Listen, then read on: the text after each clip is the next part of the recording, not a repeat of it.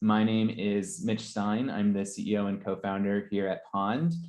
You're tuning in to the last of our Camp Impact series. So over the past 4 weeks, we've hosted these sessions on everything from volunteering to event fundraising and storytelling, and now wrapping up the series with today's session on grants. So if any of that sounds of interest, you can still check out any of that past content right here on Pond. So dig in. There's been an amazing lineup of speakers. We've heard from over 30 people on a ton of really important topics for the sector, both consultants, experts, vendors, nonprofit practitioners, everything. So really, really valuable stuff. It's awesome to see people are joining from all over the country. Appreciate you all being here.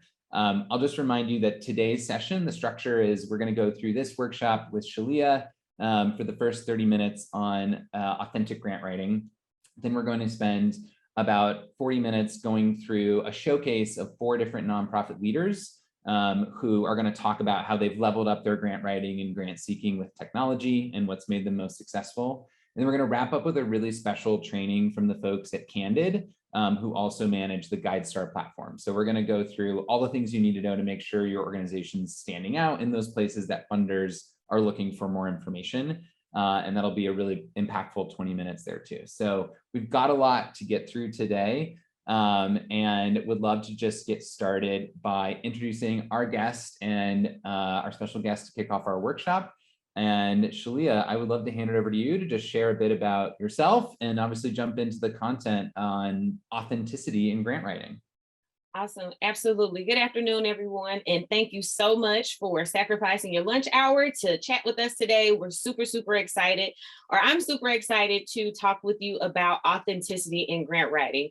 My name is Shalia Phillips, AKA the Grant Writing Coach. I am the founder and principal of S&P Nonprofit Consulting. And today, for the next 30 minutes, I get to personally coach you on my 3 favorite strategies for bringing authenticity into your grant writing. So as you all are rolling in, coordinating in the chat, I would just love to know your name, where you're from, and we'll get started. So Mitch, I'm going to share my screen and we'll hop right into it, okay? Awesome. Thank you. Awesome. Let me get set up. Give me 2 seconds, everyone. Well, 15.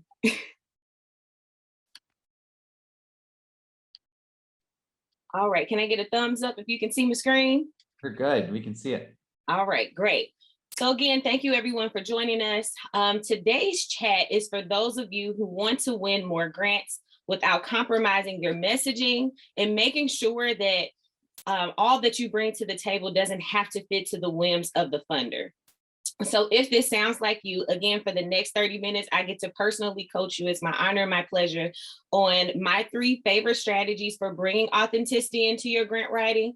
And I just have one house rule for those of you joining us today. If something resonates with you, write it down in your notebook and share it in the chat so that you can share it with your neighbor and tag me on social media. I would love to just hear your thoughts. So let's dive in. Although I gave you all just a quick introduction on who I am, I wanted to just share a few fun facts about me. Again, my name is Shalia Phillips.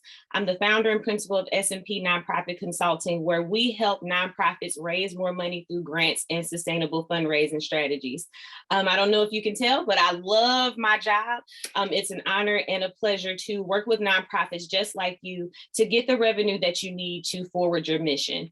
I'm a self-taught intern turned 7-figure grant writer. I'm a biologist by trade and got thrown into grant writing, baptism by fire, but it all worked out because to date, I think we're $3 million, more than $3 million and counting in grants secured for nonprofits across the country. So it's crazy how life works out like that. Another fun fact about me, you all should know that I'm a Marvel nerd. So if throughout any point of this presentation, I make a Marvel note, just know that's the nerd coming out of me. I plan on watching all of the movies in order by the time the year wraps up. And if there's any She-Hulk fans in the room, please DM me to hold me accountable to catch up on all the episodes before I have to turn in a grant next week. That's my self-care. So now that you know a little bit about me, let's talk about you. In the chat, I want to know, what does authenticity mean to you? Okay, this is the reason we're all here today. But before I dive into the particular strategies, I just want to gain your perspective on what authenticity means. So over the next 90 seconds, I would just love for you to drop that in the chat and converse among one another so that Mitch and I can see where you land with the authenticity role. I mean, I would just add, Shalia, before we hear from folks in the chat too, that the reason you and I had started talking about this session was thinking about how to optimize grant writing. There's a lot of taking direction from others and following other rules. And we were having this conversation of like, it feels like you can lose yourself in that process in your own organization's mission. Yeah. And we've got a lot of great feedback in the chat here. We hear from Diana that authenticity just means truth. And Lisa shared that for her, it means being real, being genuine. Julie said, true to my values. Honesty. Authenticity means actions reflect words. Bring true self to the table. Wow. You are dropping some gems in the chat. It sounds really, or it makes me feel really good that a lot of the comments that the audience is giving us, it's actually embedded in the presentation today. So Mitch, we're in alignment with what folks are thinking in the industry. So I'm super excited about that. Any more? Yeah, we heard, authenticity, actions reflect words, bringing your true self to the table, being real and using real stories and stats, unique and true to yourself, transparency and openness, sense of self and self-awareness. Wow, great. I'm excited. One thing that y'all should know about me, I have light bulb moments where in the presentation or whenever I'm chatting with folks, I just light up, and this is one of those moments. So thank you all for sharing. This is great. And I'm really, really confident that what you'll see over the next couple of slides will resonate with what you share with us. So if it's okay with y'all, I'm going to dive right into strategy number 1, okay? Awesome. So the number 1 strategy for authentic grant writing, and we heard this in the chat, is knowing who you are as an organization. Now, this is typically shared through your mission, vision, and value statements, but knowing who you are is the number 1 safeguard against you bending to the requirements of the funders and just following their lead with everything where you lose your sense of self. Now, the best, I guess, example that I can share with you all, because it's just common to the human experience, knowing who you are is similar to the dating process. When you show up and you're getting to know another person, you have to have this core sense and self-identity for it to even work. And one of the things that, or at least that I would share growing up, is that you can't be so concerned about the other party that you lose yourself in the process. So when I'm coaching my clients through this, I always start with what we call clarifying your core so that you can know who you can partner with. It's the best way to show up as your 100% true self in this space. Self-identity is key. Okay, I want y'all to write that down. Self-identity is key. So you may be wondering, Shalia, how do I know that I'm clear at my core? Or how do I know that my organization is showing up as our true self? I want you to ask yourself a few questions, and these may look familiar, especially if you were in the development process of your mission, vision, and value statements. First, starting off, why does my nonprofit exist? And understanding what your core purpose of being is. Number 2, I want you to think about what would the world ideally look like if the problem you address didn't exist. And number 3, which is one of my personal favorites, what is the core commitment, or what are the core commitments and guiding principles that lead your work? The more you know these answers and the more you stay true to these answers, who you are as an organization will come and really bleed through your grant applications. So what this allows you to do is to write in a more cohesive and compelling fashion and help you even determine what types of grant makers you want to partner with. Remember, dating, you want to partner with someone else, making sure that you take that same lens when you're partnering with different grant makers who align with those same mission, vision, and goals, okay? And Shalia, while we're looking at these mission, vision, values, I'd love just for a quick sense, because maybe some folks that are here weren't, like you said, weren't a part of constructing mission and values that they have for their organization. what do you look for as like, this makes a really good mission statement, or these are red flags in the mission statement? And maybe we could walk through that for these 3 items. Okay. When I look at a mission statement, one of the first things I look for is, again, clarity.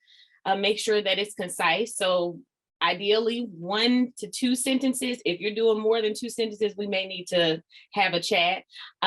Making sure that what we call at S&P, like an action verb statement. So the mission of ABC Foundation is to provide, to build, to do something in action for a particular target audience, and making sure that all of that makes sense. Because one thing that can get lost in the development of your mission statement is that we're basically, we're giving number one, we're giving the IRS like our legal purpose for being, but we're also helping invite others into our story. And I can't invite you to anything that I'm not clear on and telling you exactly what we do. So making sure that you have a clear action verb statement, a well-defined target audience. So maybe that's youth between the ages of 12 and 18, and exactly what you do to serve them through your action verb statement.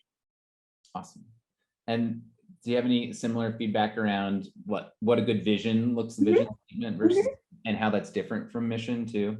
Yeah, so with the vision statement, I always look at that as future forward. So for folks in the room that were like me with the active imagination, I like to look at it as, if we didn't have what's an issue. One of my clients, he's in reducing the number of youth that are getting into trouble in the after school hours. So what would the world look like if, risky behaviors, if all of these different negative kind of peer pressure situations didn't exist? What would that look like? What would the world look like for the clients that he serves? Would they be more engaged in their schoolwork? Would they be more youth leaders in their community? Making sure that you have this future vision as your North Star really helps and stays true to the name of a vision statement. A couple years ago, how it was explained to me when I first started out, y'all, because I'm gonna tell you just my process and my journey in the nonprofit world is, it's your ideal state that will stay long after you're gone. So making sure that you have that vision and it's well described gives people just this invitation to imagining what would the world look like if we didn't have these issues that we addressed. Thank you. And core commitments, if you don't mind, Mitch, for core commitments and your guiding principles, these are just your values. So I heard a lot in the chat about making sure that we're true to self. So that's integrity. For us here at S&P, we do things in excellence. We don't, no perfectionism, we do everything in excellence. Making sure that we are community centric. So all of these are guiding principles that lead our work. So no matter what happens, pandemic, unrest, things that just happen in the craziness of this world, we still have a way to move forward because we know how we're operating, and that leads us in our day-to-day operations. So making sure that your nonprofit has these 3 core ingredients to the work that you do is just essential to not only your success, but your sanity. So write that down, y'all. Success and sanity is what's going to give you longevity in this game, and making sure you're clear at your core is the best way to do that. Awesome. Super helpful. Thank you, Shalia. You're welcome. So let's move to strategy number 2. This is really good, by the way. So strategy number 2 is knowing what you bring to the table. Okay. I got a lot of favorites, but y'all, this for real is my favorite. To win grants, you have to be able to fully articulate your tangible value and the long-term positive impact that you'll have on your community. So sit back and think, what is my unique contribution that I have towards my clients, towards my community, and towards my partners? In any space, regardless of where you show up, you should always communicate your org and your work as a necessary, what I like to call value add, so that funders, not only funders can see the work that you do and be able to provide some financial support behind it, but so that you can always, again, have this guiding core light moving forward. So to know what you bring to the table, one of the exercises that I like to walk my clients through is the unique value proposition. And this is something that I encourage you all to even take home today. Here are some questions that if I were your coach, I would coach you through. Number one, why is your organization the organization to fund this work? So for my grant writers in the room, I'm sure you've seen this question. What are similar nonprofits in your area and how are you different? I remember when I first saw this question, I kind of freaked out because I'm like, we're partners. I don't want to, be in competition, but really what the funder is trying to pull out is what's your unique value proposition and what's the specific way that you show up. Question number two that I will coach you through is what are your significant achievements and what did you do differently to get there? So when you really get to the core of that, what you'll find is that you're automatically coming up with your unique value proposition and not to think too hard about it because the work that you do, no one else does it like you do. I don't care if you have the same after school programs. Maybe you have a different way that your staff shows up. Maybe you have a different way of how you developed your program. What is that sense of uniqueness that no one else has or your nonprofit's fingerprint to give you your unique value proposition, okay? So one other thing before I move forward, I want the audience to know is that it's really hard to know your unique value proposition without first clarifying your core. So as we go through these strategies, I was very strategic in how I laid them out because they build upon one another and you'll see that they're all intertwined. So take the 1, 2, 3 steps. I'm going to coach y'all through, okay? Awesome. So strategy number 3, knowing how to tell your story. One of the things that we have all seen just in the social media world is just this concept of messaging. And for me, messaging is a critical aspect of winning grants and fund development because it's really just your pitch. One of the things that I'm constantly reminding my clients and just my social media community is that you won't win grants by pulling on the funder's heartstring alone, but by the vision that you can articulate and activate. In the fund development world, this is where your messaging is going to be crucial. So when you have strong messaging, you're providing a strong case for support to encourage partnership or investment. I want y'all to write that down. When you have strong messaging, you're encouraging investment or partnership. And along the lines of this, to be responsible nonprofit professionals, we have to make sure that we're creating strong, clear messaging that is based in assets and not harmful. One of the things that Mitch and I talked about a few weeks ago is that how sometimes we can either be overly optimistic or we can go on the opposite end of the spectrum and have harmful language. But when you have clear messaging, you're not only being mindful of the work that you do, but you're being mindful first and foremost of the folks that you serve, okay? So I want to walk you all through 3 crucial tips that I personally use in my day-to-day for asset-based writing for your messaging, okay?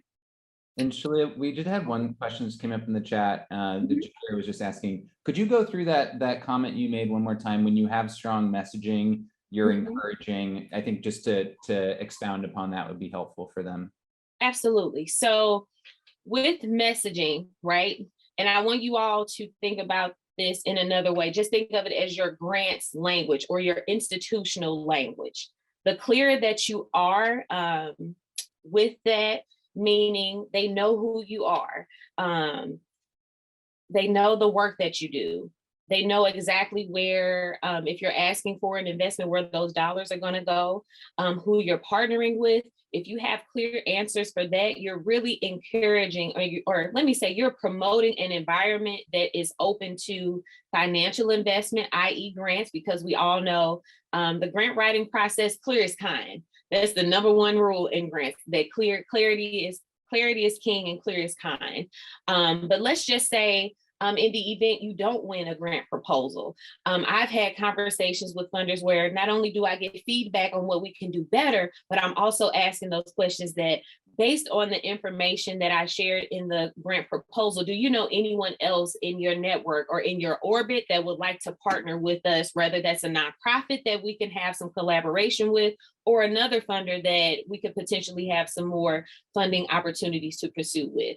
So when I say how messaging is crucial, it just really promotes and fosters an environment that opens you up for so many possibilities, even if you don't get an initial win in a grant application. I hope that makes sense.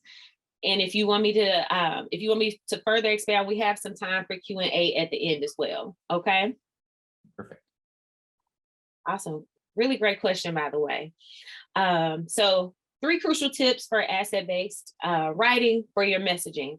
Number 1, y'all, have a clear vision for change. Remember what I said from the previous slide is that you won't win grants by pulling on heartstrings alone, but by the vision that you can articulate and activate.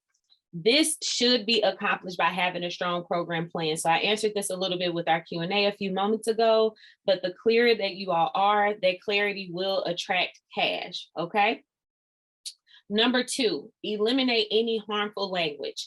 So in our line of work, unfortunately, we have gotten used to writing and even just taking in emotional stories and poverty-stricken narratives to try and get people to support us. Honestly, it's time to cut all of that out. I came to the realization very early in my career that if I continue to use just this emotional kind of harmful language, it did not empower the folks that I had sought out to serve. So one of the tricks that I always put myself in this seat is if I have a client, and it may not be the nonprofit client, maybe it's a community partner, to read this proposal, how would they feel? How would those words really trigger something in their brain to have an emotional response? So the more positive, the more strengths-based you have your language, the better. Okay. And then number 3, anytime you write a grant proposal, a case statement, even down to social media posts, make sure that you have 2 audiences in mind. 1, be very client-centric, and be funder aware.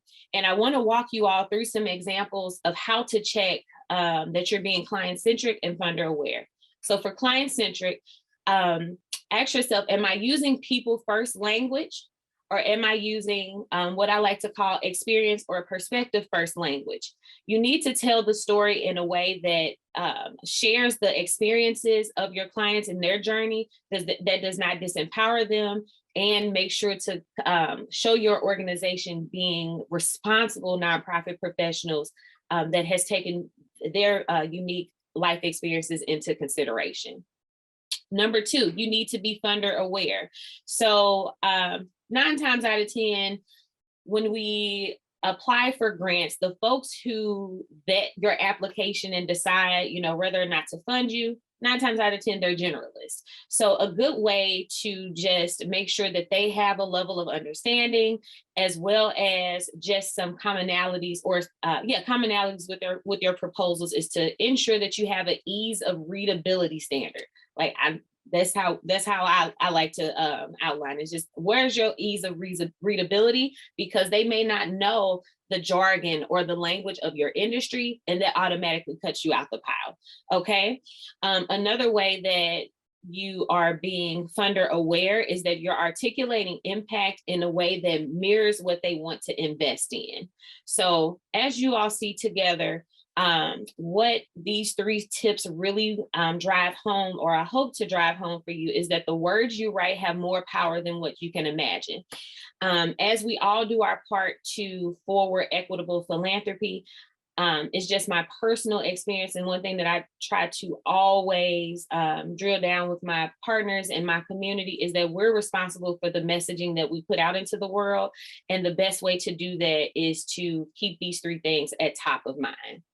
Okay. Awesome. Mitch, am I doing good for time? Any questions? Yeah, no, I think I'll let you know if folks have questions in the last 5 minutes here. Okay. We'll definitely love to get to them. So people feel free to drop those in the chat, but I think it'd be great to hear, spend some time on this slide for sure. Okay, awesome. So again, I told y'all in 30 minutes, I'm going to be your coach. So I want to show you authenticity in action. I know sometimes we come to webinars and we're like, okay, but how can I apply this to my everyday life? Friend, today you're in luck. I'm going to walk you through how I bring authenticity to find better grants.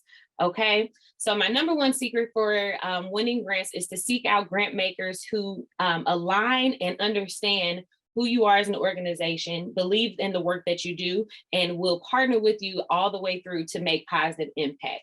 So when you're looking for grants, I am going to walk you all through 5 levels or 5 kind of checkpoints to ensure that your grant leads can really turn into aligned partners, okay? Introducing, or I would like to introduce the grant research funnel. So I mentioned a little bit earlier, some language around community-centric fundraising. So as we adopt a community-centric lens, it's important to really outline that out and give it some practical sense for your day-to-day work. This grant research funnel outlines all of the steps that I personally look at when I'm assessing if a grant funder could be an aligned partner and how well we align with their overall RFP process. I'm sure you all have seen something similar in the for-profit world, what we call a sales funnel, which just outlines everyone that comes through our orbit. Although they're a lead, they may not turn into a customer, and that's okay. I want to normalize, and you all will see this, I just want to normalize that while you may come across hundreds of potential RFPs, you may only apply to maybe 5 or 10% of those folks. So let's walk that through, okay? One of the first things that I want you all to check when you're looking for grants is project alignment. When you choose grants for your existing projects, do not create a project just to apply for a grant. You make sure that you're finding grants that already align with the work that you do, okay? You can find this information typically in the summary of the RFP with whatever your grant research platform of choice is. So that's real easy. You can cut that off the top, okay? And the point of project alignment is making sure that you don't fall victim to what we call mission creep, where you're just following the money and you're not following the mission. So project alignment takes care of that for you. All right. Up next, I want you all to check for eligibility. So take some time to study the grant RFP to make sure that your organization, your project, as well as the financial request aligns with the grant funder's criteria. This, again, is key to project alignment because what you don't want to do is try to make, I love how Mitch put it, make your square peg fit into a round hole, okay? So eligibility and project alignment is how you get through that. Again, you can find this information on your grant platform of choice, but even take a look behind the closed doors of the website to see who their past grantees were, to see if you fit that criteria. Okay. Up next, I want you to see if they have any type of community-centric focus or practices embedded in any of their language. And really the goal here is to assess if the funder supports and uplifts equitable grant making practices. And you may say, Shalia, what does that look like? That looks like multi-year awards. That looks like an easy reporting process. That looks like, and one of the things that you can see through their 990s, do they support organizations that are led by and that primarily serve people of color? So looking for these key points that may not be readily available to the naked eye can really help you decide, okay, we really want to partner with these folks and they are true to the work because they're adopting CCF principles. Number 4, you want to make sure that you're checking for competitiveness. So assessing if your nonprofit has the ability to not only craft a proposal on time, but you're also able to submit without stress or minimal stress. And as you're actively implementing this grant, you have the capacity to do what's necessary. So for the grant folks in the room, you know that some grants require you to spend the money in very specific and particular ways. Sometimes especially if you're just starting out, you may not have the level of capacity to implement that grant as planned. So just making sure that you're checking for competitiveness and capacity. And number 4 and 5, you've probably already picked out. They're very closely tied, but or I should say, the last kind of step or checkpoint that I love to look at is what's our organization's capacity, not only for the grant, but to also welcome and steward the relationship with the grant funder from a lens of partnership. Do I have enough staff to keep this ball rolling? Do I have the financial and programmatic foundation in place that if I receive this money, it won't be such a stressor on myself or maybe our volunteers to report back on the great work that we have done. And in a way that folks trust us enough to fund us again and even invite us to additional tables to receive more money. So again, this is authenticity in action. I hope you all caught that I very rarely implemented what the funder wanted, but I'm really basing all of these criteria in who you are as an organization. So feel free to screenshot this. I'm not sure if we'll send out the recording, but feel free to screenshot this, hang it up in your office, and use this for better grant prospecting. Okay. And if you have, go ahead, Mitch, I'm sorry. I was just going to say, yes, this recording will be available afterwards to everyone, and we'll also put a write-up together where we can include the image as well. Okay. So yes, but go ahead and take a screenshot now too while it's done. Take a screenshot. And if you have any questions, we're actually going to dive into that now. If we have about 5 or 10 minutes, Mitch, so feel free to drop your questions in the chat.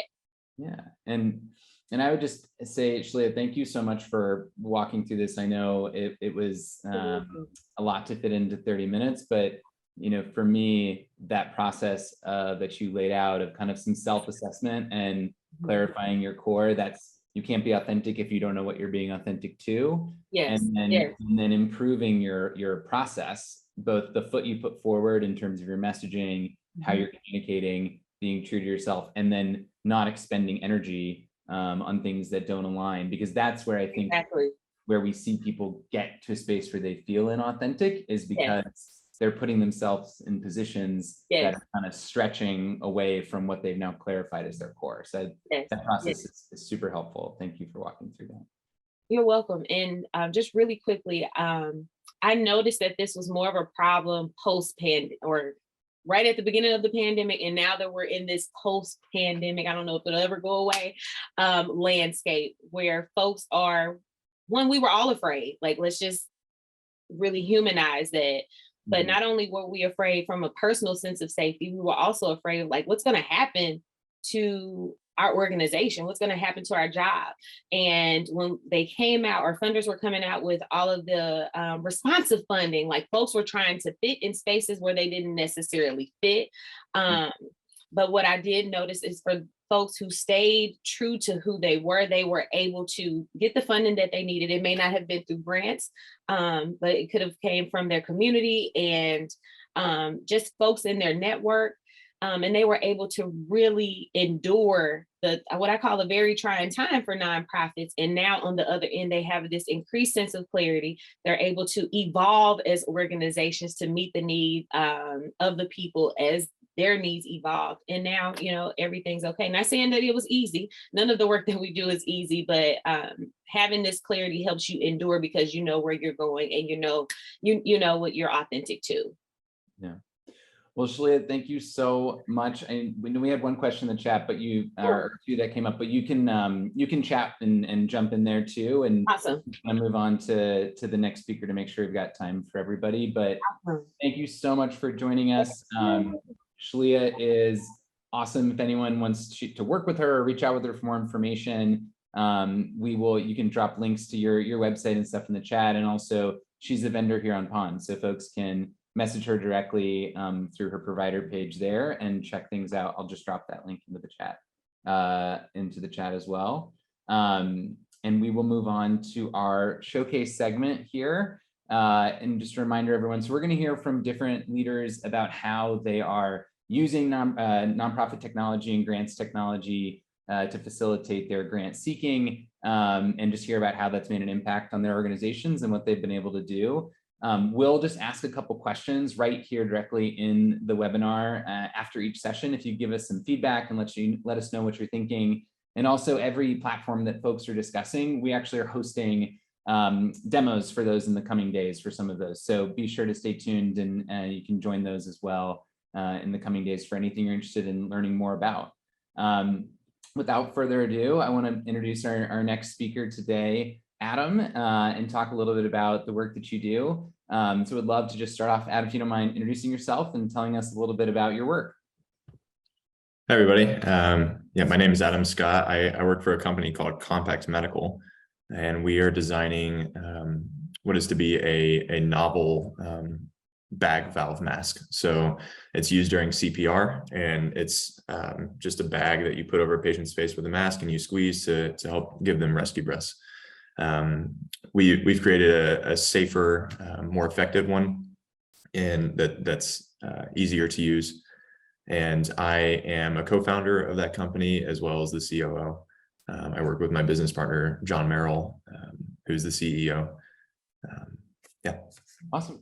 And I know today you're here to chat a little bit about how you used Atlas and how that was important for your own grant seeking. But just to take a step back before we get into that specific platform, like what did you initially struggle with when it came to grant seeking? And what were some of the biggest challenges that you all faced? Yeah, so you would think that, or at least to us, you would think it'd be decently easy to find grants in the medical device world that you could pretty readily be eligible for. But finding them is pretty difficult, and then writing those grants, because they're so technical and so just difficult to write, so much information that you need. They're hard to kind of understand where to start and get through, and all the barriers you have to go through to actually get them written and get them submitted was really difficult for us. And John and I never really had any experience writing grants. He did once, but other than that, it was pretty difficult. So we had to find a way to be able to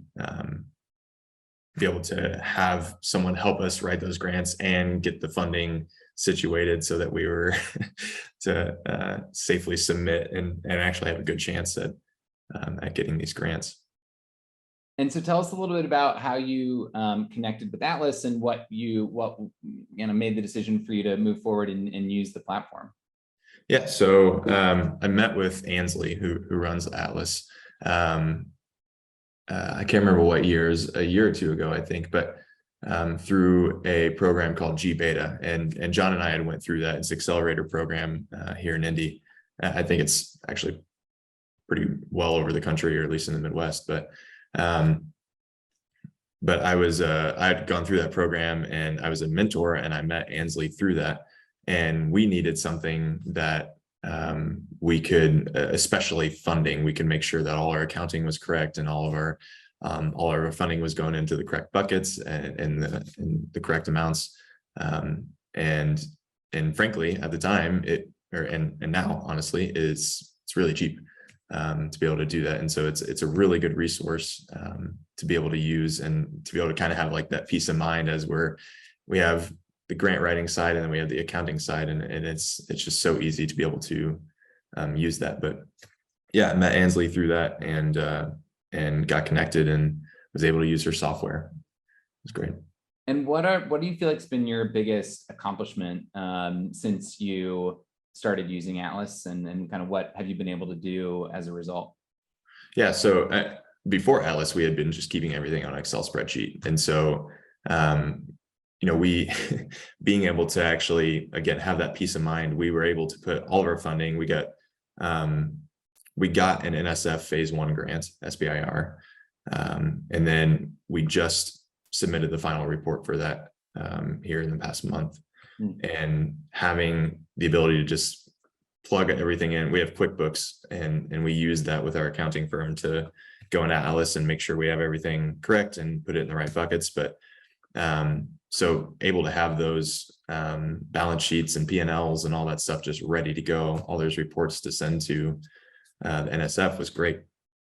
And then we had 2 other grants in there as well that were smaller amounts, but I mean, you have 3 different grant, I mean, you can have as many grants as they're in there as you want, but you're able to just be able to put all the funding in there, all the transactions, separate everything, label it, tag it, and it's easy going. And then we also got an NIH grant just recently, and then we just submitted for an application for the NSF phase 2. So being able to, have the ability to put all those things in there and just be ready to go and know that it's ready to go has really helped with Atlas has really helped with that and been able to accomplish those things easily. Awesome. And I know there's likely some folks in the audience here that are also new to grants, like you mentioned, is a new experience for you and clearly had some success in getting some of these big name grants on board. What advice or number one tip do you have for people that are also kind of sorting out grant applications or doing this for the first time? Yeah, so my John and I think we would agree on this. Advice would be if you're not comfortable writing grants, either do a lot of research or get someone to help you. We have a person that helps us write the grants, and we do all the data and the technical work and all that kind of stuff, but they help us to actually formulate that into text, and that's been incredibly helpful. And then get someone that can do your accounting, because most of the reason that people don't get grants is because of money. And so, we got the NSF phase 1, it's a 60% chance based on the acceptance into NSF phase 2. But those other 40, it's like a super high percentage. It's like 80 or 90 of them that don't get it because of their accounting. It has problems. So the government wants to know that you're handling their money well and doing the right things with it. And so I would get an accounting software. Yeah. Awesome. Well, I appreciate that, Adam. I think that's really good advice, that you should be spending your time on the things that you're going to be effective at and investing in those things that make a difference in applying to grants. So appreciate you sharing more of your story, and congrats on all the success you've had with this. If folks wouldn't mind just giving us a little feedback and thoughts on what we've shared here, and we will take a minute or so before we jump into our next speaker. And just thank you again to Adam for joining us today and sharing. Yeah, thanks everyone. Thanks, Mitch. Of course. So everyone, we'll just take a quick 60-second pause here, so folks have a little bit of time to give us a little feedback right here within the webinar, and then we'll jump into our next speaker. So just hold tight for 1 minute.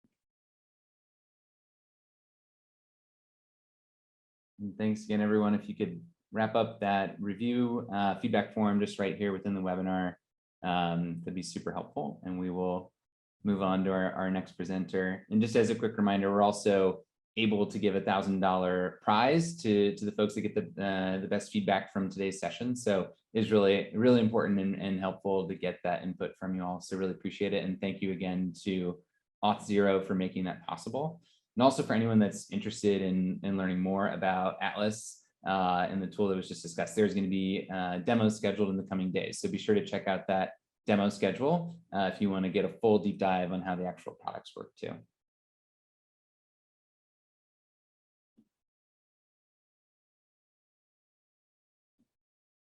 All right, and so next up, we're going to be chatting here with Tasha Anderson, and would love to just start off, Tasha, by having you share, introduce yourself and tell us a little bit about your work. Thanks, Mitch, and thanks for this opportunity to share with you today. So I'm Tasha Anderson. I'm the Executive Director of the West Virginia Nonprofit Association. So I'll refer to it as the WVNPA often. I'm also a board governance nonprofit consultant. I've been in the nonprofit sector for, I think my bio said 15 years, but it's been over 20 now. So I've been with the WBNPA for the last 3 years as the executive director. And prior to that, I was a shared resource with the philanthropic group here in West Virginia for a capacity building grant, a federal grant. So the WVMPA is a 501c3 membership organization, and it focuses on building capacities and sector-wide advocacy of other 501c3 nonprofits here in the state. So everyone who's a 501c3 can be welcome to our group. We do have some other folks too that find benefit in some of the resources that we share. A little bit more about me. I have a doctorate in political science from the University of South Dakota. I specialized in public and nonprofit administration and public policy. I focused mostly on small nonprofit board governance. My doctorate was really about small rural nonprofits and how they respond to the constraints of doing business in rural America. And one of those just happens to be financial resources and opportunities in more rural areas. Yeah, I guess share a little, I'd love to hear a little bit more about, the challenge, obviously that you're a user of GrantStation and see a lot of other folks within your network using it, but what are some of the biggest issues that they're facing within their own grant seeking? So our biggest challenge is really twofold, and I'll talk about this a little bit from the standpoint of how our organization uses it and then how we use it to our member benefit.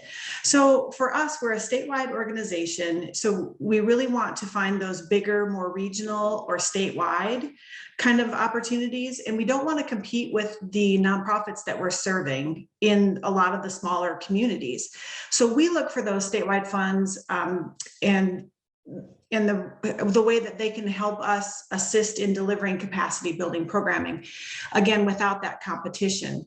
So we would struggle to apply in each of the communities and then struggle to keep up with making sure that we're keeping up with all the requirements for each grant, like if we applied for each community foundation. So we've been able to use GrantStation to look for some larger opportunities. And sometimes there are larger organizations that want to give to one spot and have a really big impact with lots of nonprofits. And we seem to be the answer for that. So additionally, that second kind of aspect of it is we offer GrantStation as a value-added member benefit. So each of our members gets GrantStation free with a paid annual membership. Most of our memberships are about $100 and $250 annually. So it is a great deal for them. They love to take advantage of it.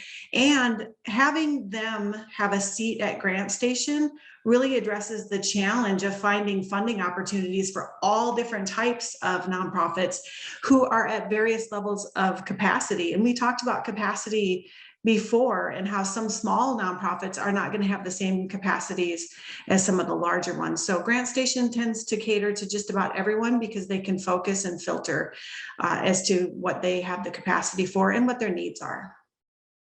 And what have you found like your biggest achievement or accomplishment from being able to use the platform? Like what have you found the biggest impact to be on your organization?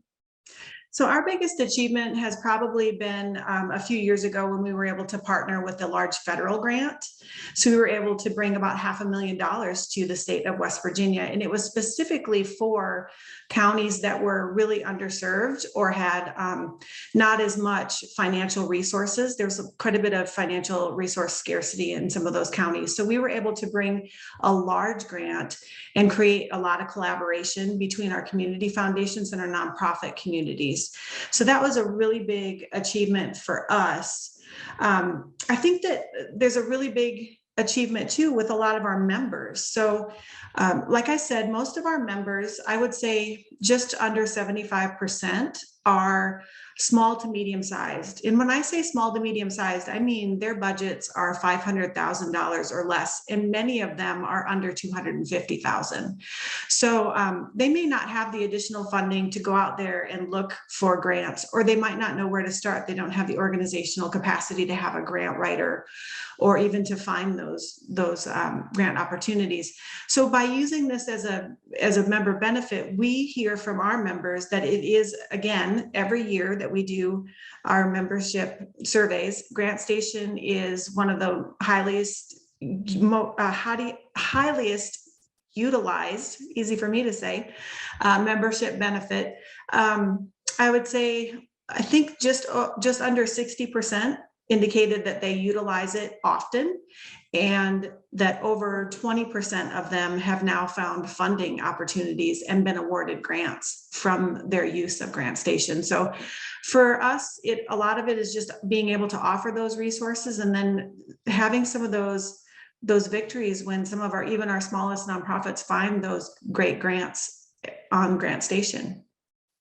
Awesome. And what do you find for the folks that make the most out of the access and are using the platform? What do you think are the strategies that make them most successful?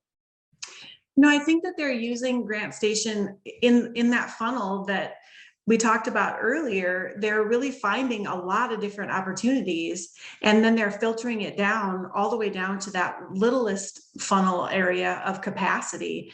And so they're able to really sort through and say, this fits, this doesn't fit. How can I get a program that I'm already doing into this type of funding application? And I think that's been really easy since they're able to see it all laid out right in front of them. Awesome. And what would your, obviously in the industry for a while here, what kind of tips do you have for people more broadly in their grant seeking programs that you find make people most successful, or you feel like have contributed to your biggest wins on the grant seeking front? You know, first of all, I encourage people to find something that works for them. We found GrantStation works for us. And then the second thing I would say is the best advice that I can give, and I give it quite often to our members, set aside some time to really learn the product that you're going to use, whether that's website searches, whether it's a free database, or whether it's GrantStation. What I found with GrantStation is when you first come into something so large it's a very large tool, and it'll give you lots and lots of information. And if you love to mine data and to find statistics and to read about the different impacts of some of the grants, it can be really overwhelming because there's so much information. So my best advice is to just really get to know the platform and just make sure that you take a little bit of time, because that time that you learn is going to provide a ton of great opportunities, even for those organizations with the least amount of capacity. I think it's just really built a lot of sustainability for us and for our members. Awesome. And I guess from the topic of the opening conversation too, I'd just love to get your take on, like, when you think of, obviously it's a lot of data and a lot of research and a lot of this effort, but how do you think about maintaining your authenticity when you're applying for grants and discussing with funders? I love the part where she talked about don't try to fit a square peg into a round hole. And I think we've all, if you've worked in the nonprofit sector long enough, you've probably heard some stories about someone who got a grant and then thought, oh no, now what do I do? Because now I have to manage this. And so just really being authentic in what are your programs and what is your capacity. And that really is so important. We have a very small staff here. So if we took on another $500,000 grant by ourselves, you know, we would have to make sure that we had people in the pipeline to hire and accounting firms that are going to help us through managing those grants. I think it's just really be true to really and honest about what you can and can't do and how many resources you can put towards these grants. I love it when people can find grants that are part of their programming already and enhance that programming because of the additional funding, rather than create something that they don't really know how to manage kind of quickly to address some of those funding opportunities. Awesome. Well, Tasha, thank you so much for sharing all this with us. This is super helpful guidance and advice and feedback. If folks don't mind just dropping their thoughts, reactions, feedback, we'd love to hear what you're thinking. That comes up directly here within the webinar. And also we'll be hosting a demo for Grant Station tomorrow that folks can sign up for and get all your questions answered in a more of a deep dive on the actual product. But Tasha, thank you so much for all the sharing and all the insights. I really appreciate you bringing your expertise to us today. Thank you. Of course. So folks, we'll just take a minute here while you're filling that out and giving a little bit of feedback. And also thanks again to auth0.org for helping to sponsor this and make sure that we'll have some extra prize money for the presenters today, thanks to your feedback. So really appreciate that.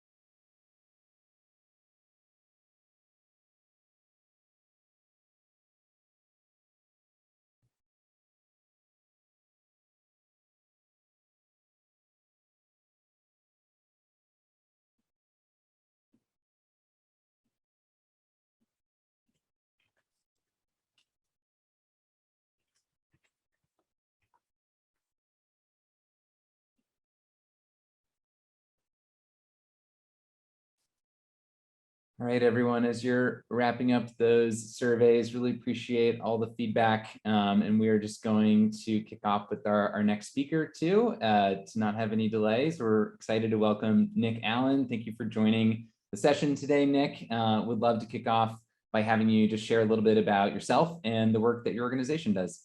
Yep, happy to be here. Thanks for having me. Nick Allen. I'm the Chief Program Officer at the United Way of the Greater Triangle, which is the Greater Triangle is a 4-county region in central North Carolina that includes Raleigh, Durham, Chapel Hill. And we have a mission to eradicate poverty and increase social mobility through the power of partnerships. And we do that in many ways, but primarily by investing monetary resources and mission-aligned work across that 4-county footprint.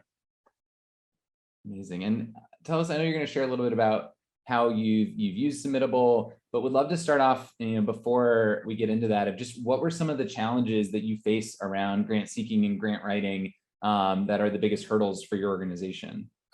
Yeah, so 2 challenges come to mind, one internal, one external. Internally, with the platform that we used before to process and attract grant seekers, you basically needed an advanced degree to build the platform and to effectively build an application. And so we were definitely looking to move on to something that was a little more simple and easier to use, that freed up our staff time to do other important things. And then externally, our work, our investments are rooted in equity, not only in what we invest in from a solution standpoint to poverty, but also in whom we invest, right? Leadership demographics are very important to us, and we wanted to make sure our portfolio was representative of the work that we were investing in. And we saw this platform, we saw Submittable as a potential solution to both of those significant challenges. Yeah, and tell us a little bit about how obviously any platform transition is a hard decision and usually takes time and significant effort. But can you tell us a little bit about how you made the decision and how you feel like you made it successful in the transition? Yeah, so in the search for a new partner, we certainly had some technical things we prioritized, ease of application, not only from the building standpoint, but from the user experience standpoint. And in earlier conversations, with Submittable, it was pretty evident that the customer service experience for us was very important. And Submittable was responsive.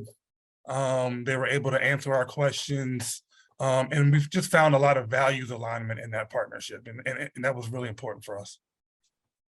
Awesome. And what do you feel like has been helped you be most successful as you've implemented? Obviously, the stat on the screen about how you've increase your reach and kind of breadth of where you're applying. But can you share a little bit more about what's made you and your team most successful using the platform?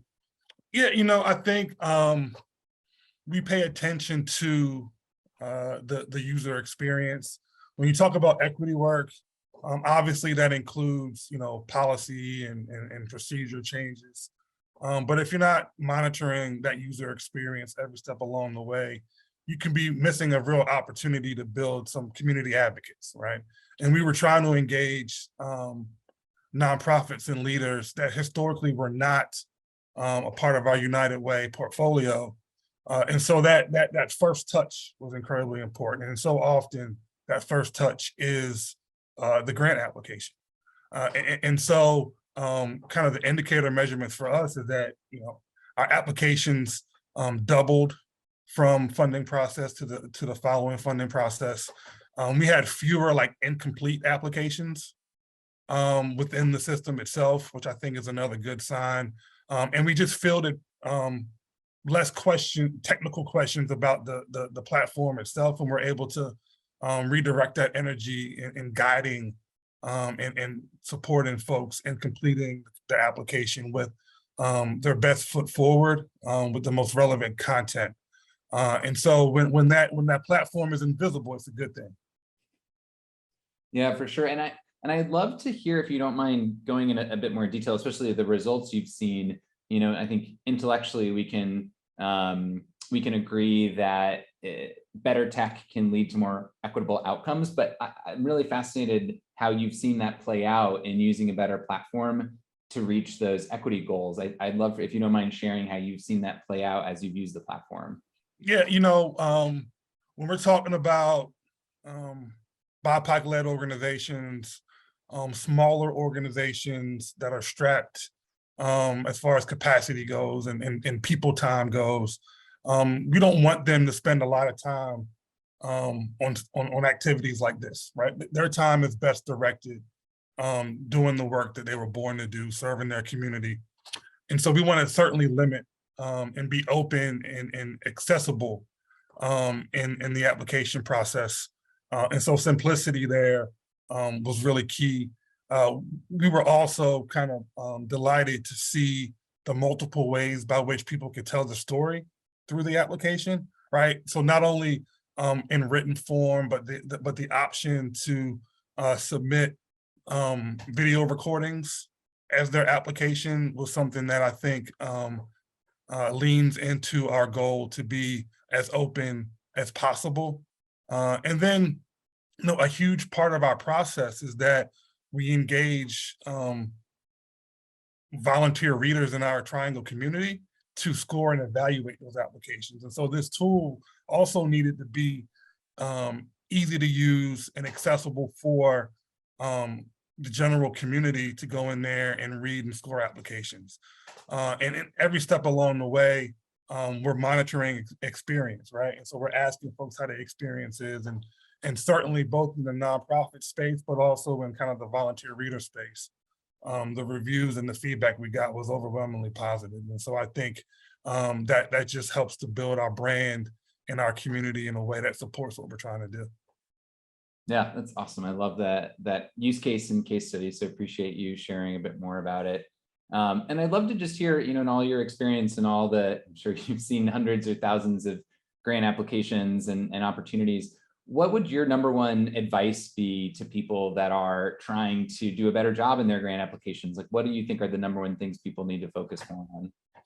Yeah, I think one of kind of the questions that we wanted to answer for ourselves is this work necessary, right? I think when we're making grants, we often build in things for our own good and don't necessarily center the user in that process. And so if we really strip down our process to the essentials, and that's just really us paying close attention to user experience, and paying attention to user experience not only builds relationship and trust with applying organizations, they then are able to go out and be advocates within their peer and networks to say, hey, the experience we had with the United Way to Greater Triangle was well worth your time.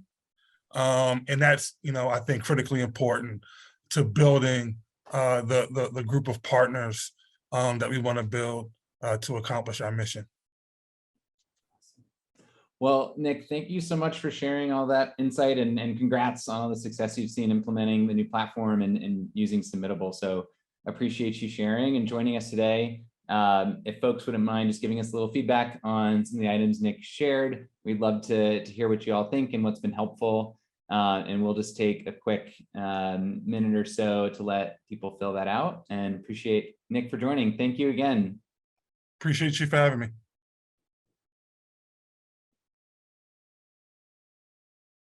Well, if everyone could take a quick minute to drop in some feedback there, and we will jump back on with our next speaker shortly.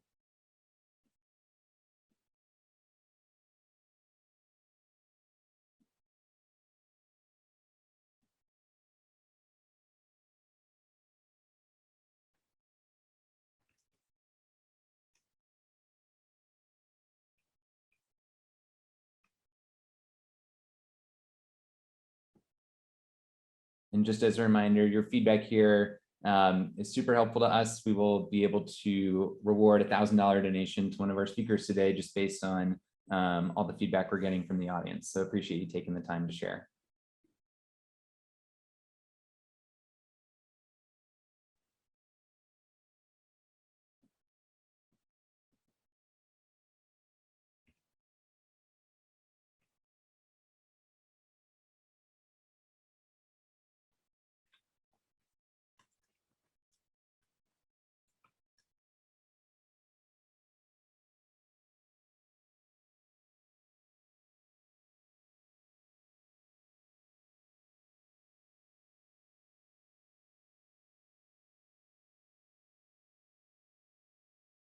Standing there with a silver half a pound, and to pull up fishing rod and the tackle on our backs.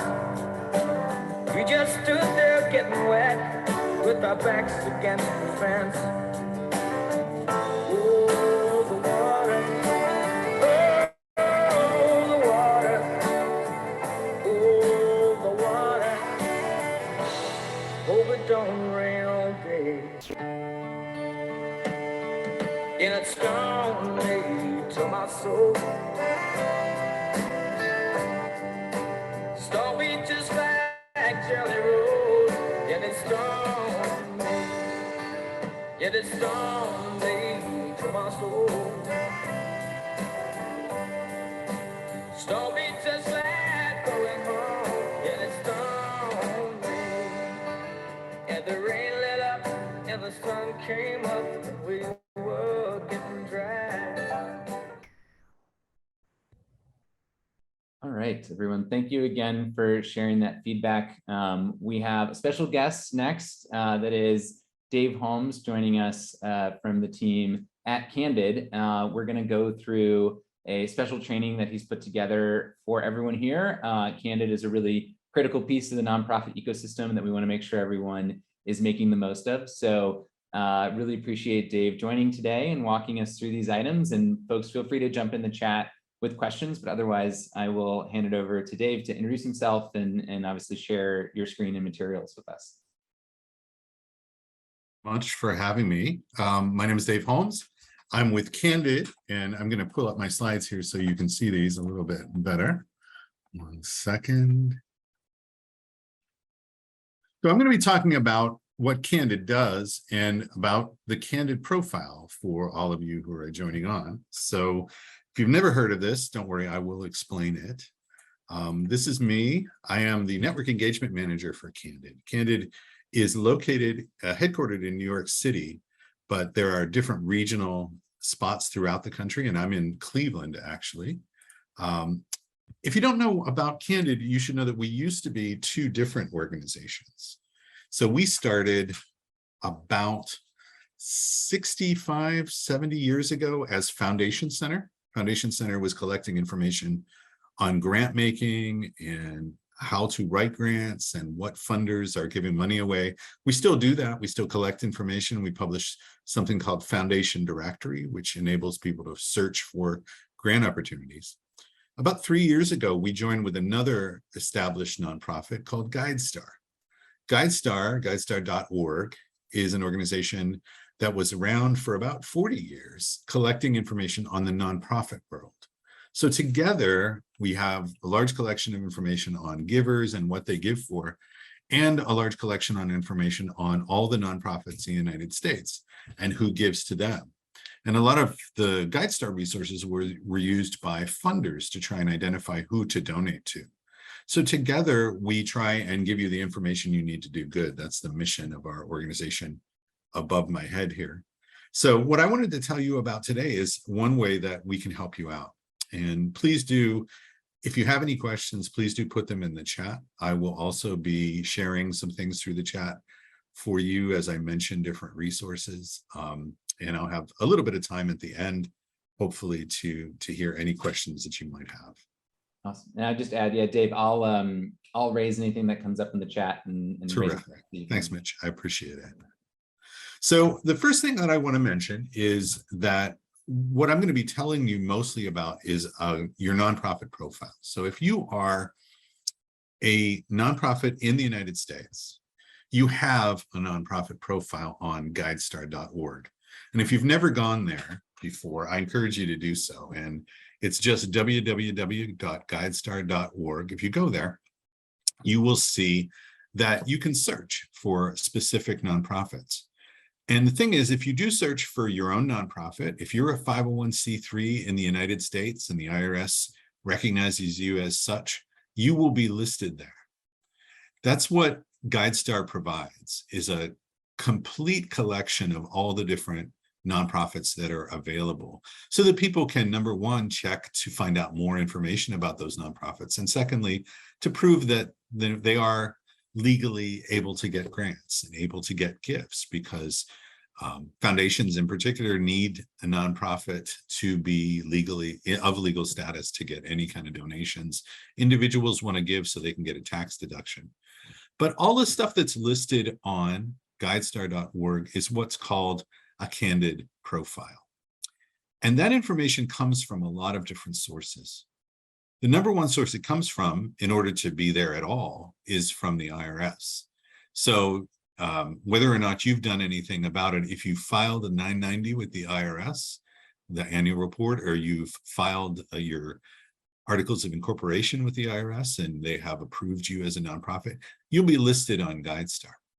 And the information that will be listed there, if you do nothing else, is just what's available through those IRS documents. So you can see here that's pictured the YMCA of the Silicon Valley. It has information on the mission of the organization, and there's a little bit more information there, just basics of how the organization is put together. What we do at Candid is try and help you get more information out there. And that's really the purpose of my talk here today, is to talk about improving your ability to tell your story using GuideStar.org and updating your Candid profile. Because what this is used by are different people that are trying to find out about nonprofits. And in order to find out more, they want those nonprofits to be transparent. So we have this thing that's called the Seals of Transparency. So everybody starts on the same place with a listing of their nonprofit on GuideStar.org. And then you have the opportunity to update it, to update your nonprofit profile. You get permission from us to do that. And then you can share additional levels of information. And that's essentially what a seal of transparency is. It's just additional levels of information that you can share. So in this situation, if you go on to GuideStar and you find your own organization and you get permission to update the profile, the first thing we recommend that you do is update your contact information. And that gives you a bronze seal of transparency, meaning you have taken the time to just go in there, make sure the information is correct, and update it. But these other seals of transparency are there also for you to share more and more information about yourself. Now, why would you do this? And by the way, all of this that I'm telling you is free for you to do. There's no charge for any of this stuff. So I may be sounding like I'm selling you some sort of service. It's something that I'm selling you, but I'm selling you something that would be beneficial to you as a nonprofit. Candid tries to make sure that you get the information out there about you to potential funders. So when you earn a seal of transparency, you begin to build an identity for yourself beyond what you would build through Facebook and Twitter. And you may have a Facebook page, you may have a web page, you may have other information that you share out there. But this particular source of information, GuideStar, is used by a lot of partners of the nonprofit world throughout everything that's going on. So you will be able to get a message about who you are out to more important partners and potentially get more funding because of this. And the reason why I want to underline this is because GuideStar is used by all the organizations pictured here. All of these are users of what we call GuideStar Pro. This is the other side of GuideStar. You share your information and that's all free, and we get all this information about different nonprofits. But the people who use that are people who want to give to those nonprofits. So for example, Facebook, when you do a Facebook fundraiser, if you've ever done one or had anybody do one and say, it's my birthday, I'm going to raise money for this particular nonprofit, they pull the information about that nonprofit from GuideStar.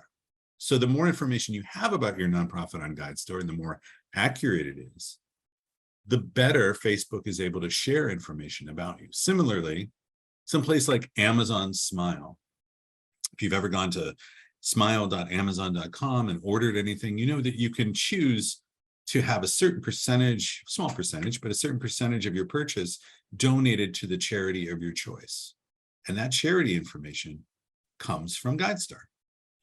That's not all, though, because there are so many other ways for nonprofits to get gifts. You can write a grant proposal, you can look for individuals to fundraise from, but there are new ways to do this that are a little bit harder to, you can't write a letter to them. It's not straightforward. You heard about writing grant proposals, but these are ones that you can't write grant proposals to.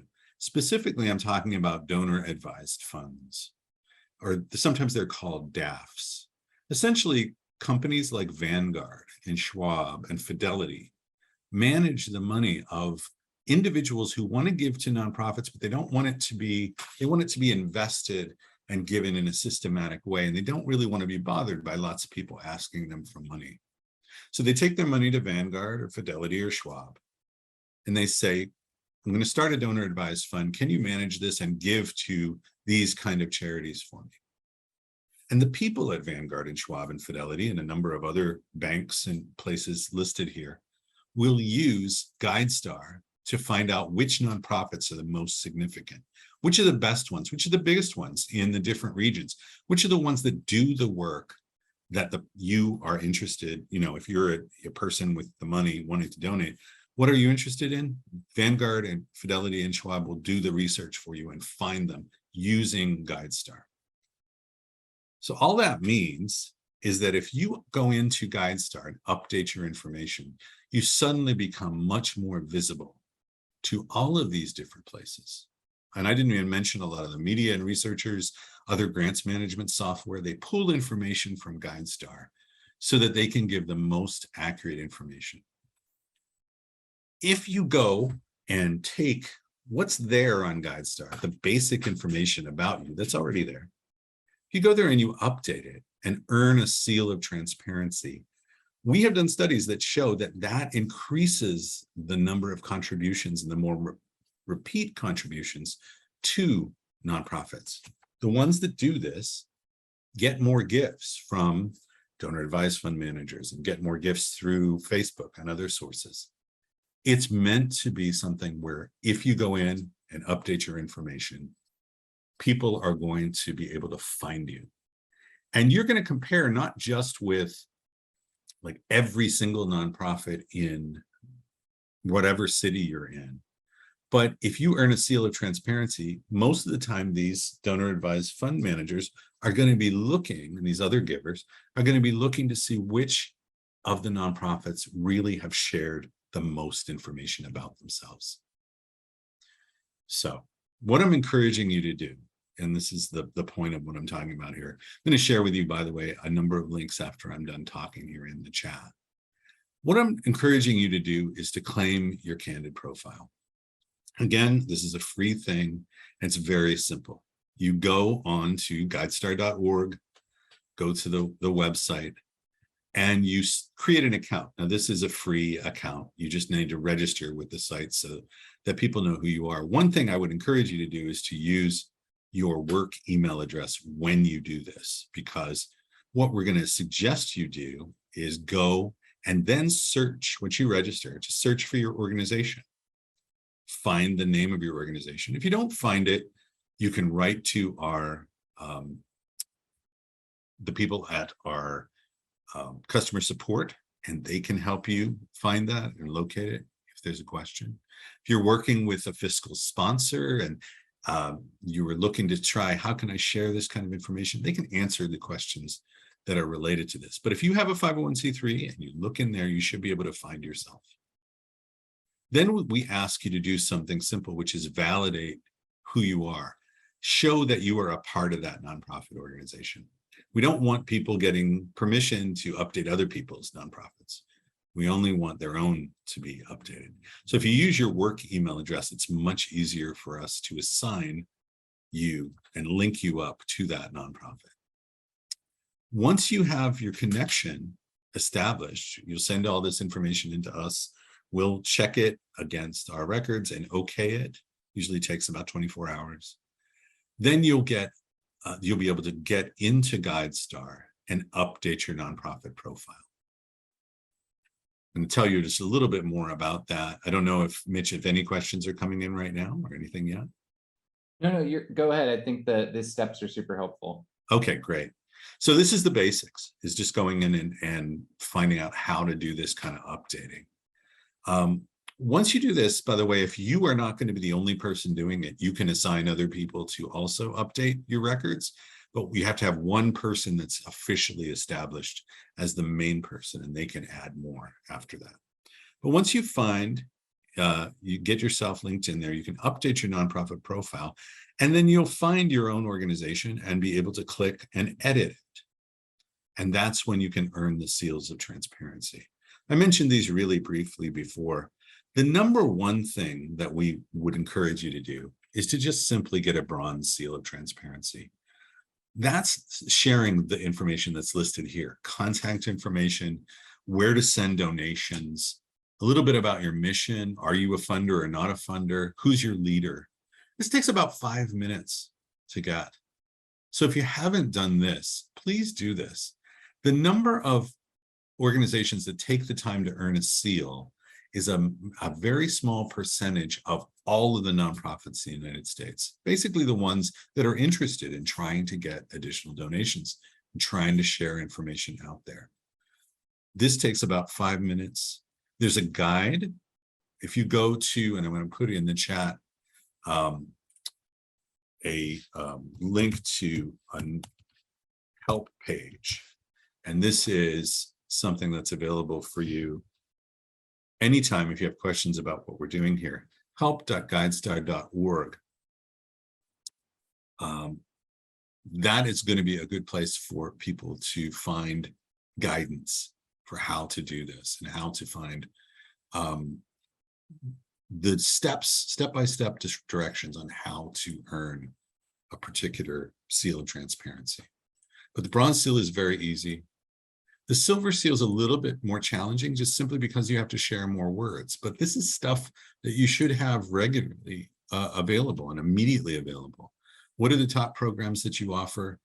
What's your geographic area served? What population served? And what's your budget?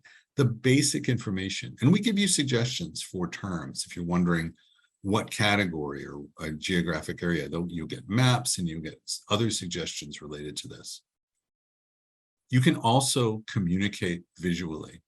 One of the benefits of doing this, in addition to just getting the word out there to potential funders, is that you can tell the story the way that you want to. You can share pictures and videos. You can share your logos. You can share explanations of things that maybe, maybe something happened to your organization because of COVID and it limited what you were able to do. That means that sometimes you have to explain financials and explain these other things. You will have all that opportunity to do that through using the Candid profile. You can share your logo, you can share your tagline, you can share additional information. And then that will earn you a silver. Again, it takes less than an hour to get bronze and silver together. The gold is a little bit more complicated because you're sharing financials. You have an option to just upload an audited financial statement, and it does have to be recent because we encourage you to update your seals annually so that you have the most recent information there. You can upload the audited financial statement and you can complete the fields, either one. If you do one, you can also do the other. So you can enter information as long as it matches the audited financials in the 990, you'll be able to add that too. You're also able to add demographic information. And one of the things that has become more and more interesting to funders is that demographic information. Who are your leaders? What is their race and ethnicity or gender identity or disability status? Do you collect that information? With the gold level of transparency, you can share the very basic information on that about your board members and your staff so that people who are interested in that and who give based on that can find more information. And we've been hearing from more and more foundations who are using this to work with the nonprofits they serve to know more about who's being served within those nonprofits and who's running them. We actually have put together a guide for collecting demographic data. And that's going to be something that you can also find on help.guidestar.org. And it takes you through the process of collecting that data. You have an option of adding additional demographic data based on the surveys that you've taken.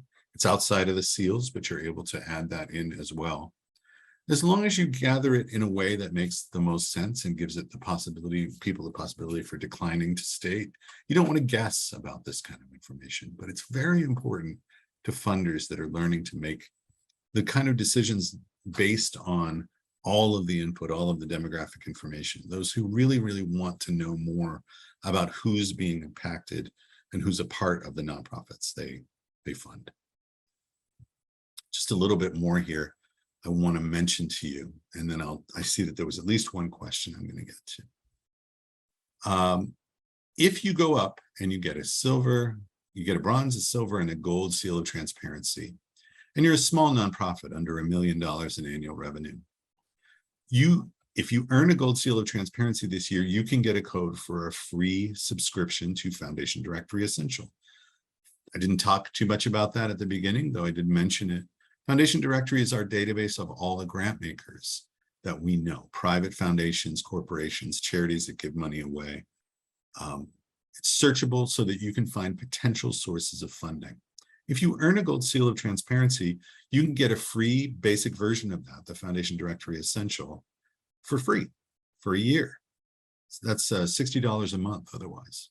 So it's a real great opportunity. It's free to get these seals of transparency, and this will make this database free for you.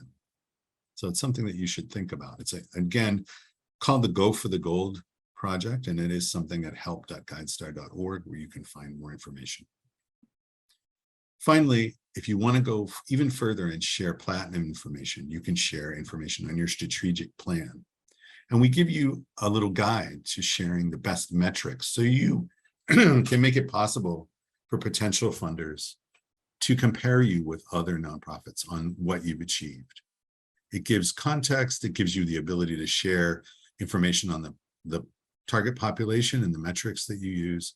And we give you a common results catalog to help you decide on the metrics that would work best for sharing for your organization. So say you go in and do this, and takes a couple of hours adding all this information in. it's not there until you publish it, so you can save it, and it takes about 15 minutes to show up on your record. But once you publish this, you are able to share more information about it using little seals and links to your record, so that people using your social media or your website, or seeing on your stationery that you have a little seal, they'll know that you have reached that level of transparency. And there's a toolkit for sharing information through all different ways of doing it. That's a real brief guide to how this works, but I'm going to tell you that the most effective resources, and if you needed to know just one particular link that will help you out, it's the help.guidestar.org link, because that's where you find directions for earning, getting your seal, getting access to your profile, and then getting any of the seals of transparency, getting the Go for the Gold, learning how to collect DEI information. That's all available there. Awesome. I'm going to ask Mitch if there's any questions in the last minute or two here. Yeah, I was also just going to flag for everybody, like there's obviously been a ton of information here. We'll have a recap that we'll put together. This recording will be available afterwards, and obviously the link to help and resources is super useful for everyone. One question that did come up in the chat, Dave, from Liz in the group, was just asking, Sure. you know, it was helpful for you to walk through the time commitment expected for each of those levels, but you know, that obviously time is precious for folks. Maybe just share a little bit about all the things that, or some of the resources or things that Candid is providing to provide capacity for people as well, especially after they've taken some time to update that information. Sure. Like, what are the other things that Candid does? What are we doing to help support NGOs? We try and work with you to get the word out about what you've shared. So that's why we have that benefits section where you're able to use it to talk about what you have present on the GuideStar and your Candid profile, and get that information out. In addition to that, we have tons of free resources about writing grant proposals, about searching for funding opportunities. We have information about fiscal sponsorship and starting a nonprofit. We have a whole section called Candid Learning. And if you haven't gone to that, you might go to our learning.candid.org page. I'll put the link here in the chat. And this is the section where you can find all of the different types of learning resources that we have. One of the things that we're trying to do for nonprofits is to get more things to you for free. And we've really taken, with our new president, we've really taken strides towards reducing the cost of our trainings to the point where we're going to be moving into many more free training opportunities. And right now you can find quite a number of them on learning.candid.org. You can take them virtually. You can take them in person. We do have some in person. There's also video recordings and self-paced e-learning. So I don't know specifically what you want, but I'm very happy. And one of the other things I'm going to put in the email is my email address, because I'm very happy to answer any questions you have about this process or about anything that you need for your nonprofit. We really do want to be the place that you go to get answers to those questions. Well, Dave, thank you so much for sharing all this info. As I said to everyone, we will make this available to folks after the fact. We will have a summary together. You'll have the recording and all the links that Dave shared. We'll be sure to. Yeah, and don't feel like it's going to be a really difficult thing for you. If you know your nonprofit, you can get a seal of transparency in 5 minutes. It won't take long at all. Yeah, and like you said, I like the staging there for people to just get started with something easy and then be able to move on as you have capacity to. Yeah. So I think that's super helpful, and just appreciate you providing all that info and walking through that with us, Dave. My pleasure to be here. Good luck, everybody. See you again. Well, folks, we had one other nonprofit presenter we were gonna bring up, but we were just trying to sort out if they're available. So if you could hold on for us for just 1 minute, we will try to bring them up to chat real quickly. So appreciate if folks need to drop off. I know we're running a little over, but otherwise we'll bring them on in a minute if we can work that out.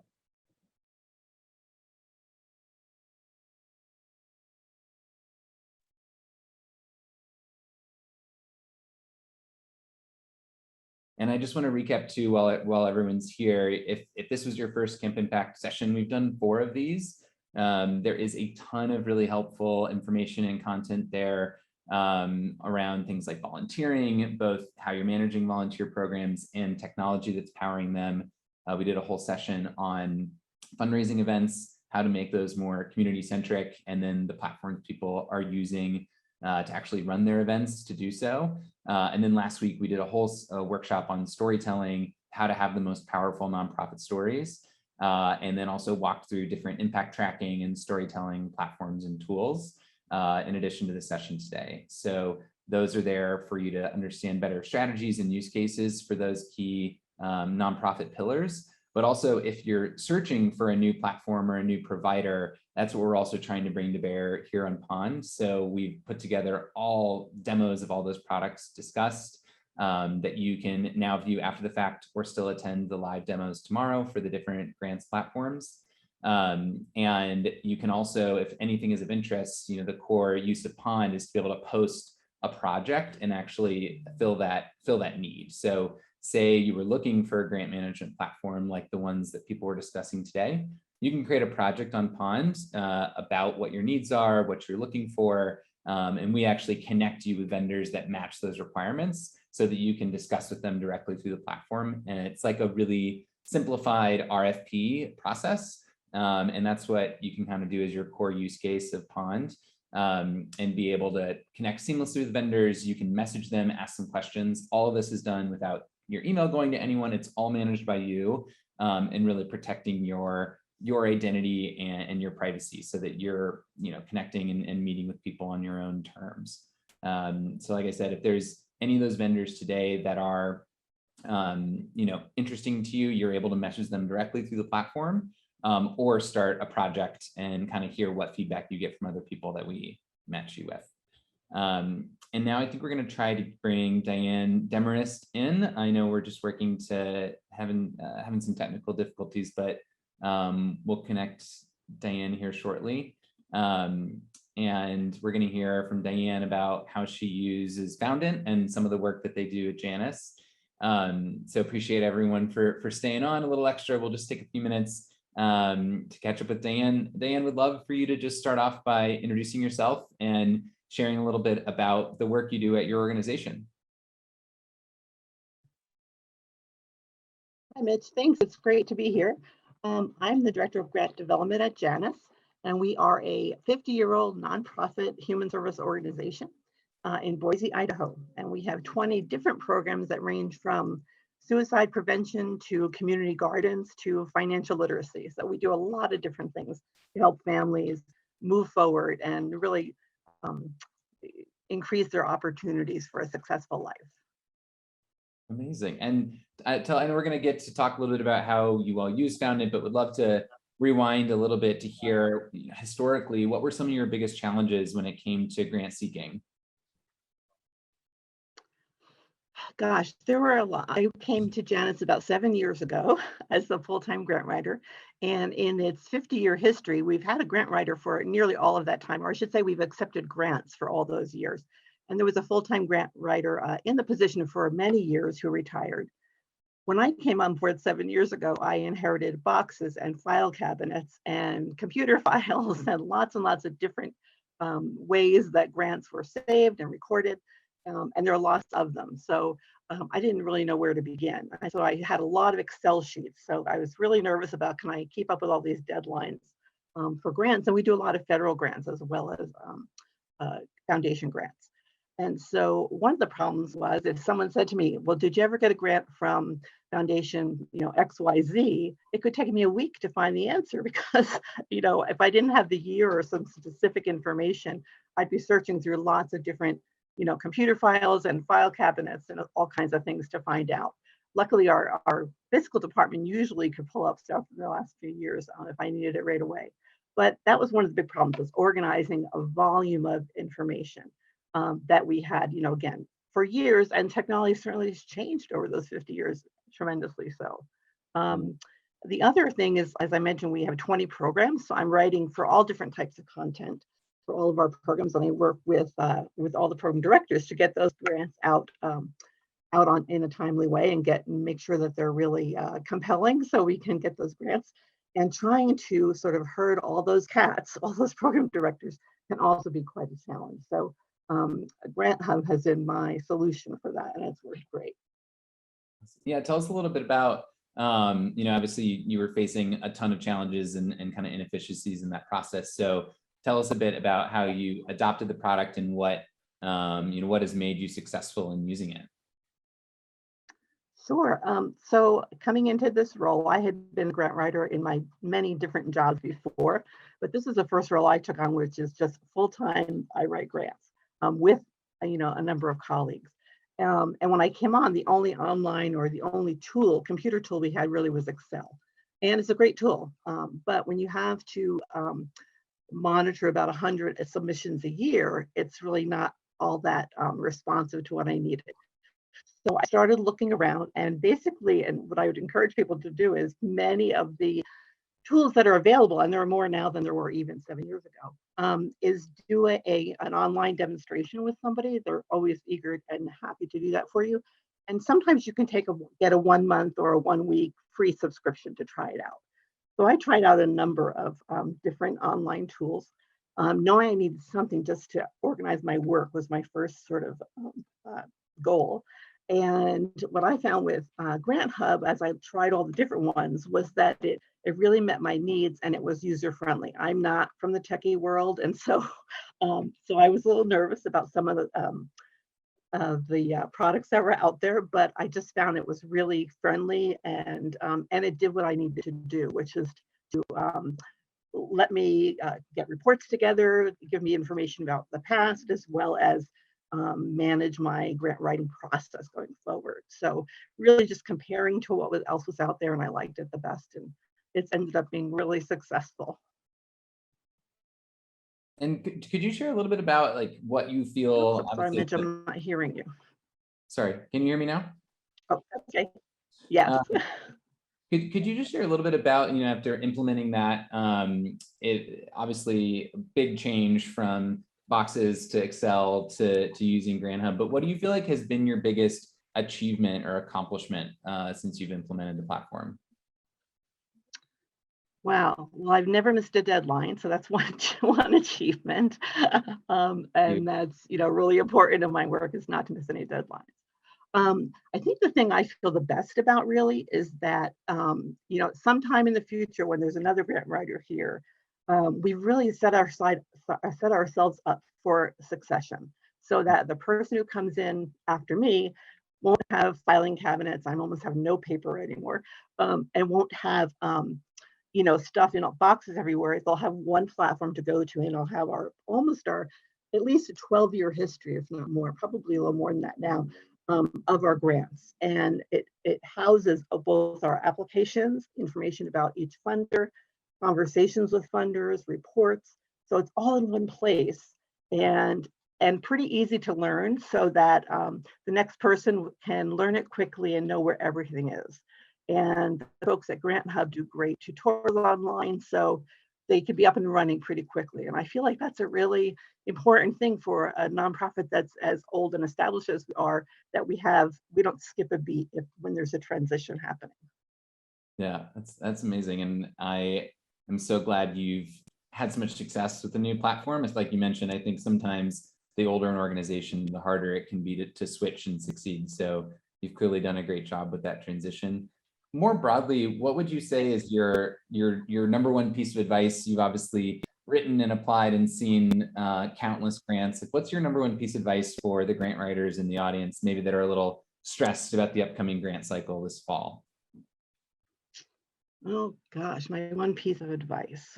Well, if you don't have a mechanism like Grant Hub to organize you, I would say that's a really important and helpful step you can take, because it'll help you, hit deadlines, herd the cats of people who are writing with you, make sure all the pieces that you need to get accomplished for a grant are together. So for instance, I would make a list, if I'm doing a large federal grant, a list of everything I need to get together. And I can do that in Grant Hub. I can do it on paper, but Grant Hub's nice and easy to do that. So I would say, any grant writer probably knows organization is really the key. And reading the RFP really carefully is the other thing that I think, if people don't read that carefully, then that can lead to issues or problems for them. But knowing what you're asking for and reading that RFP carefully and knowing that you're a good fit is the first big step, I think, toward successful grant application. Amazing. Well, Diane, thank you so much for sharing all this. I'm so grateful that you could bring all this insight here. And obviously, as I said, excited that you're having such a great experience and running that program so successfully. So I really appreciate you joining us. And if folks wouldn't mind just giving us a little bit of feedback on what Diane shared, that would be super helpful for everyone. We are able to reward $1,000 donation to one of the speakers today, just based off of the feedback we're getting from the audience. So we'd love for everyone to just take a minute or so to fill that out. And thank you again to Diane for joining us today and sharing all about your tech successes in grant writing. Thank you, Mitch. I'm happy to be here. Yeah.